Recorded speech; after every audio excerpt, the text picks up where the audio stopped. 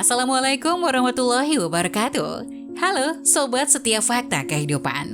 Tidak lupa kami sampaikan salam sehat, salam sejahtera, semoga tercurah segala bentuk kebaikan dan juga kita semua dalam lindungannya. Seperti biasa, kita akan berbagi kisah dari yang unik, menarik, sampai bikin nangis. Mari kita simak kisahnya.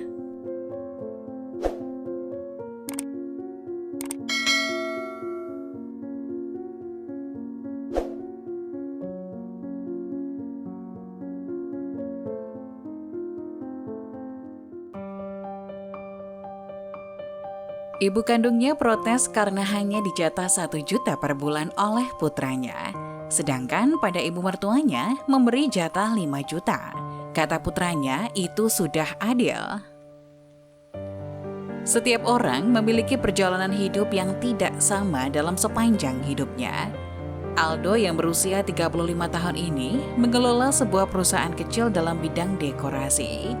Selain keahlian seninya yang mengagumkan, reputasinya yang baik juga sudah dikenal sejak dulu meski tidak dipromosikan. Kini Aldo memiliki keluarga yang bahagia. Istrinya baik, lembut, dan cantik. Dia membantu Aldo mengelola keuangan di perusahaan. Mereka memiliki seorang putri yang cerdas dan baru berusia 5 tahun. Keharmonisan keluarga mereka juga membuat iri teman dan tetangganya. Setiap tanggal 12, istrinya selalu berkunjung ke rumah ibunya di kampung bersama putrinya. Selain menjenguk, sekalian membawakan tunjangan hidup. Namun ibunya selalu menyambut dengan muka masam setiap saat istrinya berkunjung. "Bu, ini uang tunjangan untuk ibu," kata Karen sambil menyodorkan uangnya. Ibu mertuanya melirik sejenak menantu dan cucunya itu, lalu memalingkan mukanya dan berkata, "Taruh saja di sana, merepotkan kamu saja, uang yang tidak seberapa itu harus kamu antar. Biaya hidup dari kalian itu selalu segitu saja nggak naik-naik. Sangat jauh dengan tunjangan pensiunan orang lain yang terus melambung." Karen menjadi salah tingkah sambil tersenyum mendengar sindiran ibu mertuanya. Karen mengalihkan topik pembicaraan. "Bu, aku bantu bersih-bersih rumah ya," kata Karen sambil memanggil anaknya. "Sini nak, kita bantu nenek menyapu lantai." "Gak usah, sudahlah, gak perlu pura-pura, lebih baik pergi saja. Memangnya masih mau menunggu waktu makan ya? Uang yang tidak seberapa itu untuk saya sendiri saja tidak cukup, mana bisa menyiapkan makanan untuk kalian," kata mertuanya dingin. Mendengar ucapan ibu mertuanya seperti itu, Karen pun tak berdaya, terpaksa segera pulang bersama putrinya. Tapi tak disangka keesokan harinya saat tiba di kantor, ia melihat ibunya teriak-teriak sambil berkacak pinggang di depan lobi kantor. Karyawan kantor yang kebetulan lewat seketika berkerumun menonton keramaian itu. Ternyata, entah dari mana, ibu mertuanya mendapat kabar bahwa tunjangan hidup bulanan besannya sebesar 5 juta rupiah. Sementara dia sendiri hanya 1 juta rupiah. Inilah yang membuatnya marah dan naik pitam. Dia langsung ke kantor putranya hari itu juga, dan sambil terisak, ia mencela putranya anak durhaka dan menantu yang tak tahu diri. Sementara orang-orang yang berkerumun tampak sibuk kasak-kusuk tanpa mengetahui secara jelas duduk persoalannya. Mendengar kabar itu, Aldo buru-buru mohon pamit pada kliennya, bergegas pulang ke kantor. Sementara itu, di depan gerbang kantor, ibunya melihat Karen, menantunya, dan langsung mendorongnya hingga jatuh tersungkur dan berkata, "Dasar kau perempuan jalang, sudah menipu anakku. Ayo jelaskan, mengapa kau memberi 5 juta rupiah setiap bulan untuk ibumu, sementara aku kau kasih hanya 1 juta. Di mana nuranimu?" Karen melirik sejenak lengannya yang lecet tergores dan berkata, "Bu, di sini banyak orang, kita bicara di dalam kantor saja." Kemudian dia melihat ke sekeliling dan berkata, "Saya harap semuanya bubar, tidak ada yang perlu kalian lihat," kepada orang-orang yang berkerumun.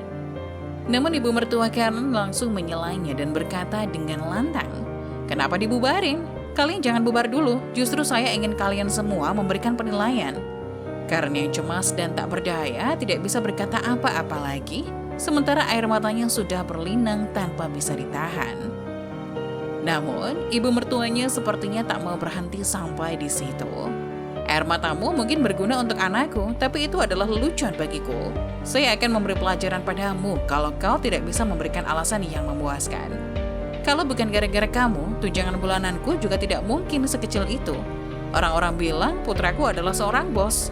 Tetapi hidup seperti apa yang saya jalani, tak ubahnya seperti orang yang dibully, kata ibu mertuanya. Tepat pada saat itu, sebuah suara terdengar di belakangnya. Kau ingin tahu alasannya? Baik, saya akan memberitahumu. Dan biarkan saudara-saudara sekalian yang ada di sini juga mendengarnya. Apakah saya salah?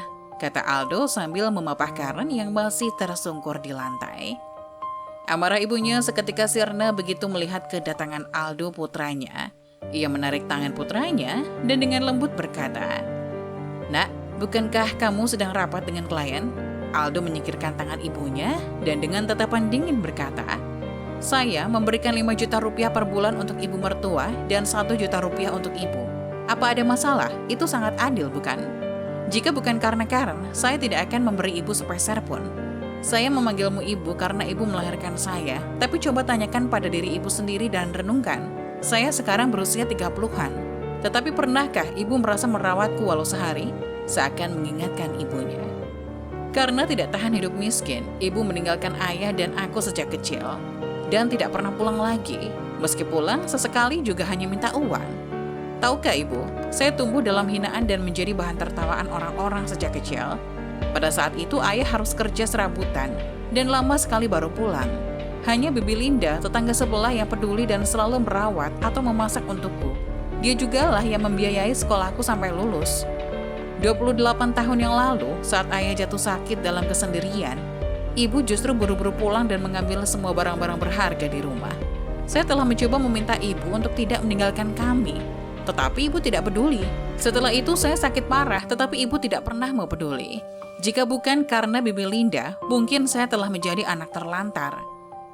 Saat itu saya benar-benar ingin bertanya kepada ibu, benarkah saya anak kandung ibu? Apa bedanya saya dengan anak yatim ketika itu?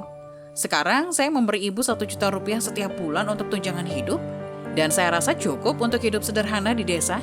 Jika ibu tidak berjudi, ibu bisa hidup dengan baik. Selama beberapa puluh tahun ini, kebiasaan buruk ibu tidak pernah berubah. Ibu hanya melihat sekarang saya adalah bos pemilik perusahaan. Tapi tahukah dengan hari-hari yang saya lewati selama beberapa tahun yang lalu? Bagaimana saya merintis usaha saya yang tidak punya apa-apa ketika itu? Memangnya bisa hanya dengan mengandalkan kedua tangan ini? Kata Aldo dengan nada berapi-api pada ibunya yang termangu diam. Saya bisa berdiri tegak sekarang, semua itu tak lepas dari bantuan dan dorongan semangat Bibi Linda. Dan asal tahu saja, demi saya dan masa depan saya, uang simpanan sebesar 200 juta dari hidup hematnya seumur hidup itu, dia serahkan kepadaku tanpa syarat, sekaligus menyerahkan putri yang disayanginya. Betapa percaya dan yakinnya dia kepadaku. Jadi bagaimanapun juga, saya tidak boleh mengecewakannya. Sementara apa yang telah ibu lakukan untuk saya, cintanya kepada saya itu tanpa pamrih, sedangkan ibu, apa ada kasih sayang di hati ibu pada saya? Ibu hanya cinta pada uang dan cinta pada judi, jelas Aldo dengan nada campur aduk. Orang-orang yang mendengar cerita Aldo kemudian berbalik berdiri di sisi kanan istri Aldo. Sementara ibu Aldo terdiam di tempat sambil tertunduk malu mendengar penjelasan Aldo. Kakinya lemas seketika dan duduk di lantai sambil menangis. "Bu, ayo bangun dulu, lantainya kotor dan dingin," kata Karen lembut sambil mengangkat ibu mertuanya dengan sebelah tangan dan menarik tangan Aldo suaminya dengan tangan lainnya. "Kita pulang dulu," kata Karen. Namun ibu mertuanya menggeleng-geleng kepala, seakan menyalahkan dirinya dan memohon sambil memandang Aldo. "Nak, sebenarnya ibu sudah jarang main judi. Tolong beri ibu kesempatan untuk menebus kesalahan ibu di masa lalu," ratapnya memohon. Aldo menghela napas, yang lalu biarlah berlalu. Jika saya benar-benar membenci ibu, bagaimana mungkin saya memberi ibu tunjangan hidup? Saya hanya berharap ibu harus bisa bersyukur punya seorang menantu yang begitu baik dan perhatian, serta seorang cucu yang pintar. "Bu, kita harus selalu bersyukur, jangan serakah. Ayo kita pulang," kata Aldo dengan nada berubah lembut. Aldo sadar, sifat seseorang itu sulit diubah, tidak semudah membalikkan telapak tangan. Meskipun ibunya sekarang sangat menyesal, tetapi butuh proses panjang untuk benar-benar bisa berubah.